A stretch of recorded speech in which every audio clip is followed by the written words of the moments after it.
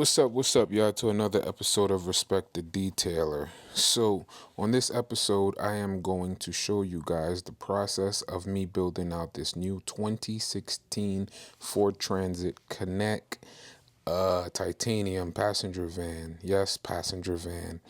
I was able to convert this from a passenger van into a mobile detail van. So, I'm glad y'all tuned in, and let's get into the video.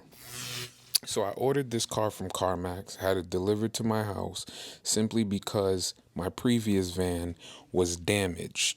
Now, not damaged in the sense of accident, but the engine failed. So I had to bounce back and build this new van out.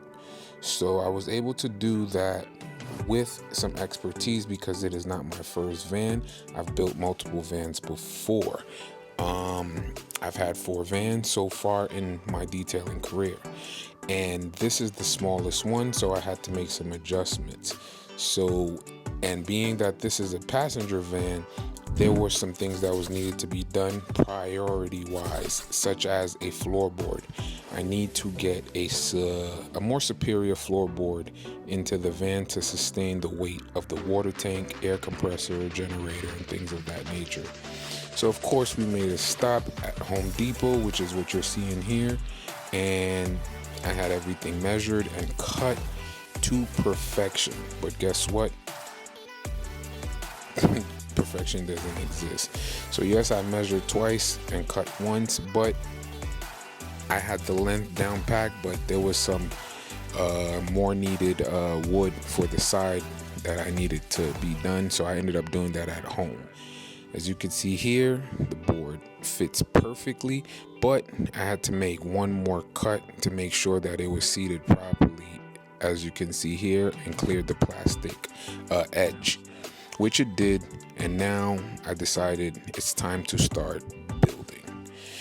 So during this build process, being that this van was a passenger van, it had seats, so I had to create these legs because there was a gap underneath the floorboard that would have been a bad decision if I decided to put a water tank and all the weight down, because as you can see here, that gap would have collapsed if I didn't create legs to sustain the weight of what I'm about to put on it. Those legs were able to sustain and meet the gap properly. I just did a fitment test, and that's what you're seeing here. I'm going to make it a little bit better, but I needed to get an idea of what I'm going to do and what I gotta work with. So I went ahead and made, I believe, 8 legs. As you will see here, I am cutting some more legs, and I'm drilling holes in those legs. Those holes, what they're doing is they are allowing me to be able to screw into the foundation of the van that was previously there. So being that there was chairs in the van, each of those legs will not be able to be seated properly if I don't put holes in them so they can screw into the original bolts that the chairs were attached to. As you can see here, you see those bolt holders, whatever, bolt screws. So I made some holes and I was able to get that in, and then screwed from the top of the plywood and had everything sit perfectly. So now that gap is now able to sustain weight. It was a lot of thinking going into this because, as I said, I've never built a van like this before. I've always had bigger vans, and I've had to adjust. These are some eye bolt anchors for the water tank that you see me screwing in here. And I know some people may say you could have went directly into the plywood without having to have those two, you'll see 2 little blocks that I built. But I did that because the water tank is going to be very heavy, and I want, if it moves, I don't want it to snap the floorboard in one shot. So I created some type of, anchor to help that. I painted everything, painted the board, painted the anchor points, and it took me a while because I used a spray can, but it was done. As you can see here, everything is painted. And I did a quick temperature check just to see how everything would look and what position I would want to put all my equipment in. That's what you're looking at here. Nothing is bolted on yet. the draw for the generator, that's not screwed into the floor yet. As you can see, everything's still out a little bit. But once I got the fitment, my next plan of attack was to get the plumbing done, because you don't want to drill or bolt anything down and your plumbing is not correct, because you will be screwed. So what you're seeing here is me getting the plumbing connected correctly and feeding into my pressure washer. So I created a line to feed into my pressure washer. That is a braided hose going out of a 3/8 PVC plastic, whatever they call that. It's PVC. Everything's PVC going into a braided hose, which the braided hose will go into the pressure washer. The reason I do that is because I want to make sure that the hose is able to sustain if the water tank was to move. So braided hoses are usually real tough. They're tougher than garden hoses, so that's why I went that route. I had some issues in this corner here because I always want to make sure the water tank have an outlet that can release water for me to fill buckets, and I usually have it going out from the sides. As you can see here, my old van had it on the side, but this van I'm not able to do that, so I'm going to have it come out another direction.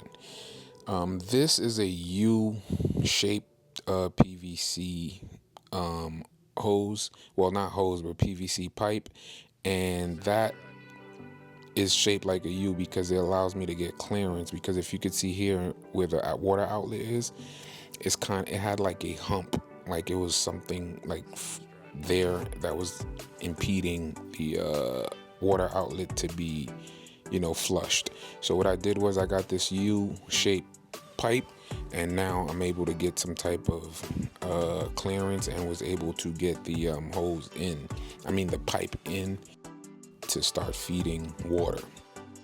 So being that this is a smaller van, I created my water bucket fill up to go towards the back. As you can see, I have shut-off valves on each point. Being that we're dealing with water, I want to be able to shut off the water at any point and not have to be inconvenienced.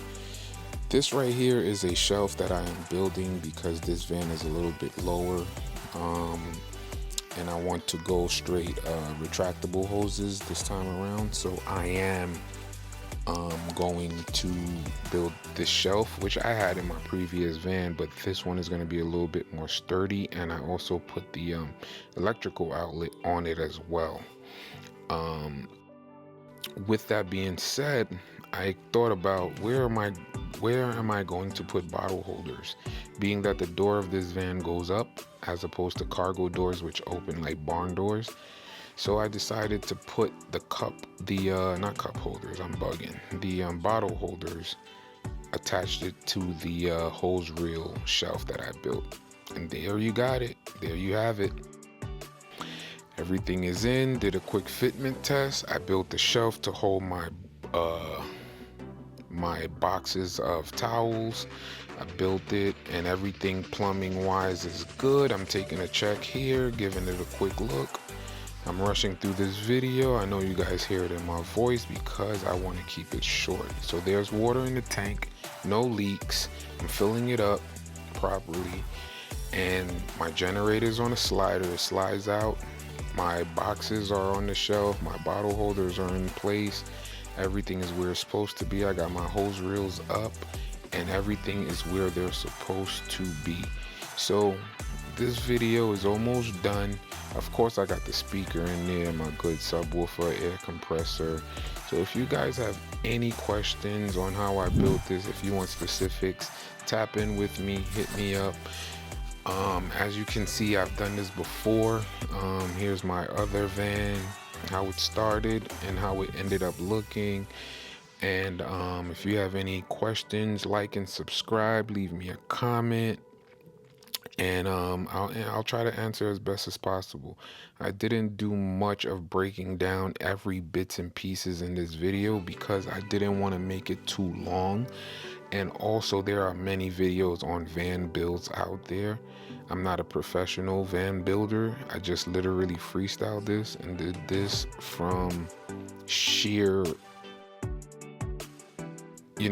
what basically I just did it off of how I wanted the van to be, the efficiency I wanted in the van, and I created off of that. So if y'all like what y'all seeing, please like and subscribe and get back with me in the comments. Peace.